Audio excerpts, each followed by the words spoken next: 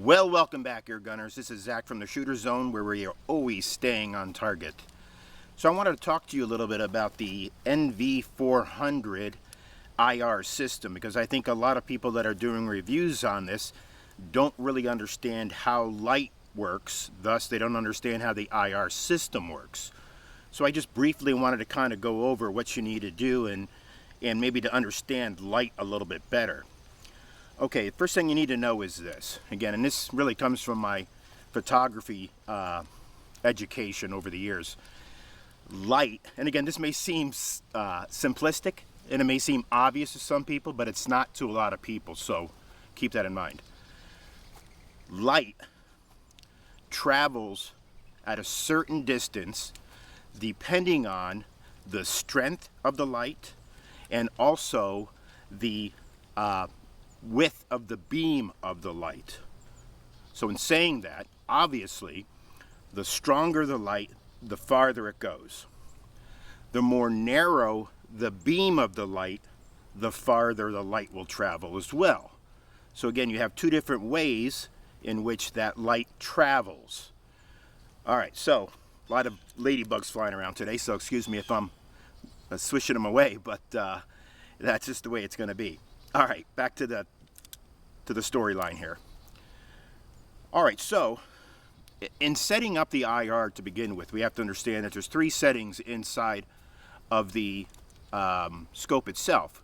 When you go into the menus portion of it, you'll see that there is going to be daytime, there is going to be twilight, which is a little bit darker than this, which is pretty much towards the end of the day, and then there's going to be a nighttime part of that.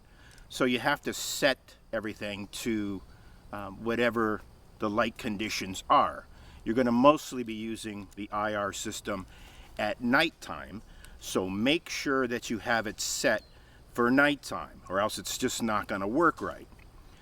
The second thing to keep in mind is this, and this is something one of the reviewers said that has way more people looking at their stuff than I do, is that they like keeping the IR system on wide beam.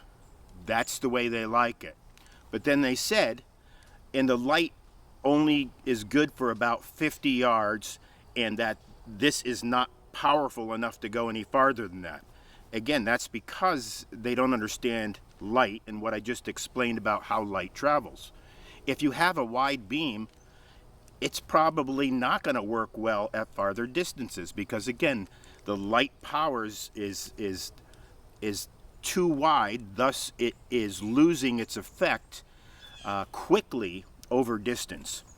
The farther you go out, or the farther your subject matter is, or your, whatever it is you're going to be viewing or hunting, the farther out it is, the narrower the beam has to be. So I may use a wide pattern beam, say at 50 yards and under, and it may work extremely well, especially if I have the scope set to night vision.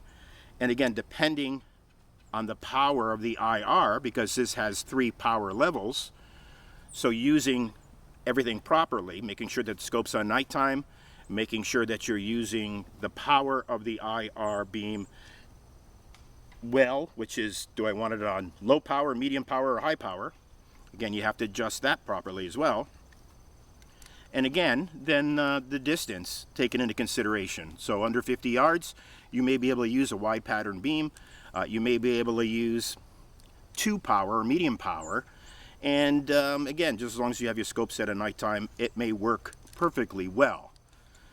But the farther you go out, say you go out to 100 yards, well, you're probably for sure going to have this on high power. Again, you have your scope set on nighttime, but you're for sure going to have to take that wide beam and narrow it, so this way it carries farther. If you use a narrow beam on short distance, you're going to see this when it hits your target. It's going to be a very powerful small beam. You take that now from 40 or 50 yards, that the beam pattern is this much at that distance on your target, and now you bring that distance out to 100 yards, now that beam pattern is going to be wide at that distance. So again, you need to keep all this into consideration.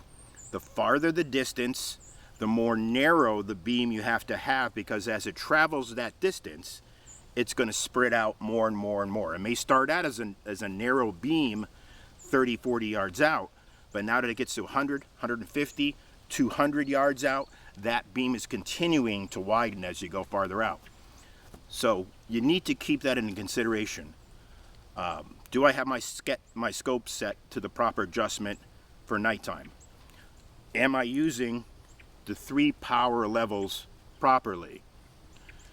Do I have my beam set to the right point for either the closeness of whatever it is I am viewing, or for longer distance?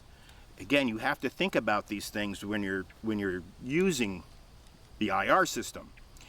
And if you think about that, then it becomes very easy. If you know you're going to be shooting at night, just preset the IR system in your scope to nighttime. You could automatically set the power level to 3. And then you may want to fine tune once you're out there, because you don't know if you're going to be shooting 40 yards or 250 yards. So you may want to start off with a kind of a medium beam, and if you need to adjust that depending on whatever enters into your scope, whether it be closer distance or farther distance, again, then you can just fine tune the beam in order to then make sure that you have proper coverage over whatever it is you're going to be shooting at, whether it be a target or whether it be something that's alive. And that's pretty much it. Again, it's just understanding light a little bit and how it works, and then applying that to the IR system. So for now, that's it. Again, this NV400 from OneLeaf is an incredible scope. It works very well, especially at nighttime, which is primarily what it's designed for. Yes, it will work in the day, but it works primarily well as the light's either going down, or overcast days, or right in the middle of nighttime where it's pitch black. That's where this system really works well, and that you'll see the scope shine. For now, again, we thank you for being here. If you haven't liked this page yet, please click below and like it. If you haven't seen us on Facebook, go to the Shooter Zone on Facebook and click and like that page as well. And again, for now, just shoot lots, be safe, and we will see you again soon. Take care now.